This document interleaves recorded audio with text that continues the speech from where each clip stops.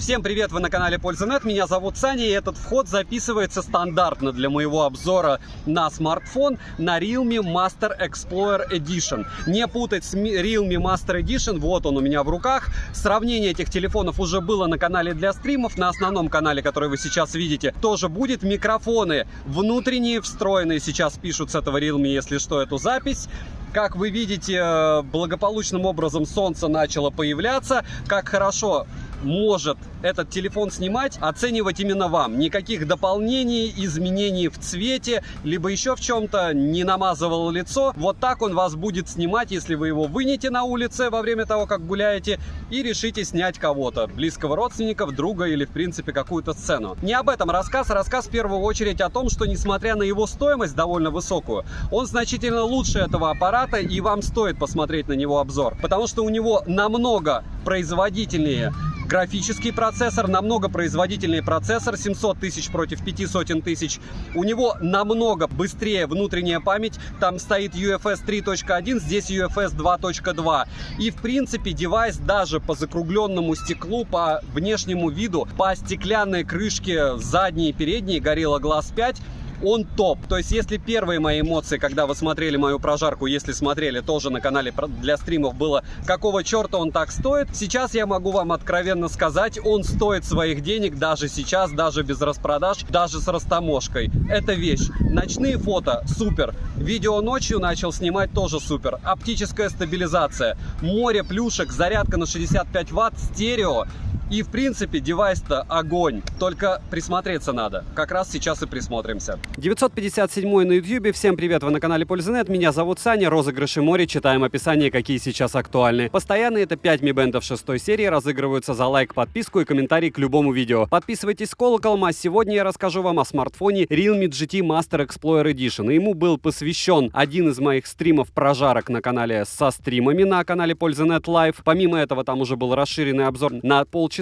А здесь вы получите концентрированную информацию, всю, что я узнал об этом телефоне, плюс отвечу вам на те вопросы, которые вы задавали уже под теми обзорами. Полетели! Перед тем, как начать, хочу предупредить, что у меня на руках китайская версия. В чем отличие Realme GT Master Edition и Realme GT Master Explorer Edition, я подробно рассказывал на лайв-канале на стриме в сравнении. Ролик сохранен, если есть интерес, можно зайти и посмотреть по ссылке в правом верхнем углу. Итак, распаковка. Оформление по стандартам Realme. Минимализм, черный цвет и некоторое количество спеков и информации. Но сколько бы ее ни было, вся она на китайском. Версия же китайская все-таки. В комплект входит смартфон, блок питания на 65 Вт с китайской вилкой, кабель для зарядки USB Type-C, скрепка, защитная пленка такая себе, руководство пользователя и чехол. Не идеальный, конечно, но неплохой. Сильного запаха клея нет, только легкое амбре. Летим дальше. Поставляется данный девайс в двух вариантах тыльной части. И у каждого, разумеется, разные цвета. Первый вариант — это эко-кожа в розовом и сером цвете, а второй — стекло в белом и черном цветах. Размеры составляют 72 мм на 160 мм и 10,3 мм в ширину вместе с камерами и 8 мм без блока камер. А весит устройство 187 граммов. С эко-кожей все намного толще, но многим больше нравится. В моем случае тыльная и передняя части закрыты стеклом Gorilla Glass 5 серии. Их отличие в том, что задняя часть имеет матовую приятную текстуру, а рамки алюминиевые и тоже матовые. Дизайн лично мне нравится однозначно. В руке без чехла скользкий, не совсем удобно держать, но когда будет супер удобно, получится внешне супер убого. Тыльная часть не пачкается, даже отпечатки практически не остаются, что огромный плюс, так как эта проблема преследует многие девайсы. Не знаю, как дела обстоят с такими телефонами в черном цвете. Говорю конкретно о том, который у меня на руках. На корпусе расположена кнопка питания, качель регулировки громкости, разъем для зарядки USB Type-C, беспроводной зарядки здесь нет, два микрофона, два динамика, основной и разговорный, стерео здесь есть, и последний слот на 2 сим-карты. Карту памяти запихать туда нельзя. В принципе, как и в Master Edition. Официальной защиты от влаги нет, но салазки прорезиненные. Возможно, просто они решили сэкономить. А по факту защита есть, но проверять я это дело не буду. Кнопки особо не люфтят, но, к сожалению, тут нет разъема под мини-джек и нет ИК-порта. Кстати, мини-джек есть в версии Master Edition. Смарт оснащен дисплеем на 6,55 дюйма, Samsung AMOLED с разрешением 2400 на 1080 точек. Full HD+. Матрица экрана абсолютно плоская. Эффект за счет закругления экрана. Скроллинг в меню при темной теме у меня лично не глючит. Плотность пикселей приличная, 480 480 DPI или 401 PPI. 100% широкая цветовая гамма DCI P3 стандартно, пиковая яркость 1100 нит, что очень неплохо, но это понятно в режиме авто. На солнце все отлично видно, глаза сильно напрягать не приходится. Частота обновления экрана 120 Гц, тач чисто игровой на 480 Гц, и как он работает, мне понравилось. DC-димминг в наличии, притом его даже не обязательно включать, но с ним шим на 100% яркости 7%, на 59,9%, а на минимальной 23%, на нуле 11,9%. Автояркость работает прекрасно, быстро адаптируется под смену освещения, под разными углами тон картинки не изменяется, Always On Display в наличии, но не приходят уведомления на заблоченный экран, только звонки, смс и оповещения от банков. Чтобы все это дело приходило, нужно очень долго и упорно копаться в OpenDA. Захотите заморочиться, все у вас получится, а пока считаем, что нет. Оповещение только в шторке. Далее, мультитач, конечно, есть и берет все 10 пальцев, разумеется. Разблокировать экран можно при помощи отпечатка пальца, внедренного в экран, распознавания лица. Сканер отпечатка пальца работает нормально, но 1 из 10 раз бывает, что промахивается. Распознавание лица срабатывает стабильно быстро, также в экран внедрена фронтальная камера не особо больших размеров. На экране выглядит прилично. Подбородок внизу экрана есть, но не сказал бы, что он громадный. Летим дальше. Процессор с техпроцессом 7 нанометров, Qualcomm-овский Snapdragon 870 с 8 ядрами. Максимальная частота 3,2 ГГц. А я еще помню, когда компьютеры с такой частотой работали. Графический процессор Adreno 650, очень такой мощненький. Интерфейс Realme UI 2.0 на основе Android 11. Оперативная память LPDDR4X, к сожалению, и доступна на выбор 8 либо 12 гигабайт. Внутренняя память быстрая, UFS 3.1 на выбор 128 или 256. И расширить ее с SD-картой нельзя. Жаль, что нет версии на 512. По мне это довольно актуально, учитывая, что он снимает в 4К 60 FPS. Имеется поддержка высокоскоростного Wi-Fi 6 серии, поддерживаются ненужные нам 5G сети. Тест на Wi-Fi прошел с результатами, он не фонтан. Сеть мобильную ловит нормально, хотя 20-го бенда нет. Напоминаю, что это китайская версия, возможно, в глобалке 20-й бенд появится так же, как у Master Edition. В Master Edition 20-го бенда в китайской версии нет, в глобалке есть. Тем не менее, звучание при звонках чистое и приятное. Если вы живете в большом городе, вообще проблем никаких не будет. Мобилы работают по 7-му и 3-му бенду, если что. Запись звонков здесь проходит без уведомлений, на то это и китайская версия, то есть если вы звоните какому-то человеку, его предупреждать о записи звонка никто не будет. Вибра не топорная и настраиваемая, как практически во всех аппаратах Realme. Bluetooth последней версии 5.2, NFC поддерживается и Google Pay работает. GPS-тест на холодную показывает точность 3 метра при условии, что рядом нет высоток, что не очень хорошо. Вообще это скорее всего из-за Qualcomm-овского процессора, но чаще всего Realme, конечно, ловят с точностью в метр. Возможно, с прошивкой что-то допилят. Емкость аккумулятора на 4500 мАч. В PC-марке он выдал 6 часов 14 минут автономности и осталось еще 20%. Это в принципе не космос плохо, так как у OnePlus на топовом процессоре такая же беда, как и у всех на 3 восьмерках. И я уверен, что как только появится вариант, тут с топовой прошивкой все дотянет до 8 часов. Плюс еще вы же понимаете, что 20% остается. Там можно еще как-то часик протянуть. И тест я провожу при 120 Гц на максимальной яркости. На 60 Гц было бы все лояльнее. Заряжается он с 0 до сотки от родного адаптера питания за 35 минут в среднем, плюс-минус минуту. Поедает за час видео на максимальной яркости при 120 Гц. По Wi-Fi 5%, что довольно неплохо. Shadow Gun за полчаса пожирает 16%, иногда 18%, то есть в тяжелых играх за 30 минут съедает он 17-18%. Тот же Genshin Impact будет поедать 32% в час. Поэтому хватит девайса максимум на 3,5 часа, и это предел в Геншинге. Беспроводной зарядки, к сожалению, нет. Тротлинг-тест проходит просто на ура, практически идеально. 267 гипсов, минимально, максимально 349 гипсов и в среднем 314 гипсах на 100 головках при 30 минутах, хочу отметить. На минуточку. В бенчмарке ничего фееричного, в сингл-коре 1009, в мультикоре 2371. Результат в районе топов, но не супер-мега-вау. 3D Mark показал Wildlife 4200, Wildlife Extreme 1200, Wildlife Stress Test 4200, Slingshot Extreme и Slingshot на максимуме. Не супер результаты, но он стабилен, и в этом его плюс, ради которого его будут покупать. А насколько крутые результаты, достаточно очень просто оценить, посмотрев мой стрим с сравнением, повторяюсь, где я сравнивал его с Master Edition без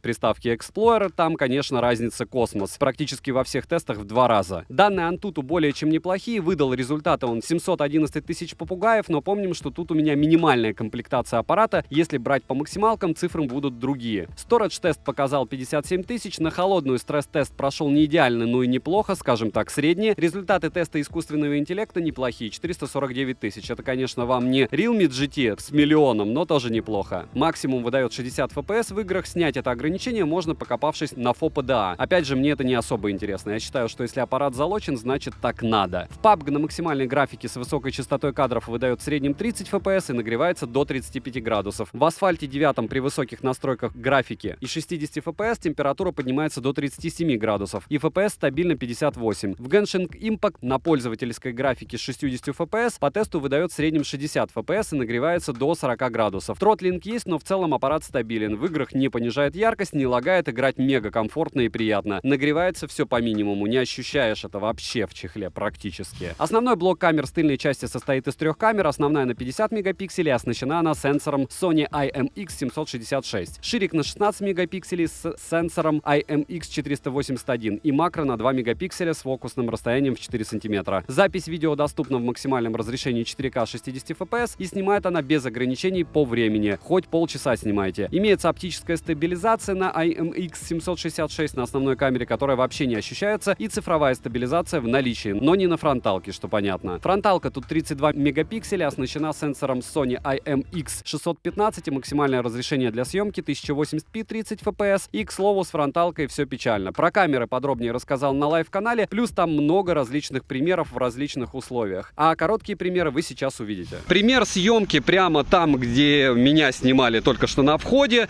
И это 4К 60 FPS, оптическая стабилизация, основная камера. Одной рукой держа аппарат, теперь двумя без стаба. Могу сейчас остановиться, чтобы вы примерно прикинули, как, если вы стоя будете что-то снимать, все будет плавненько.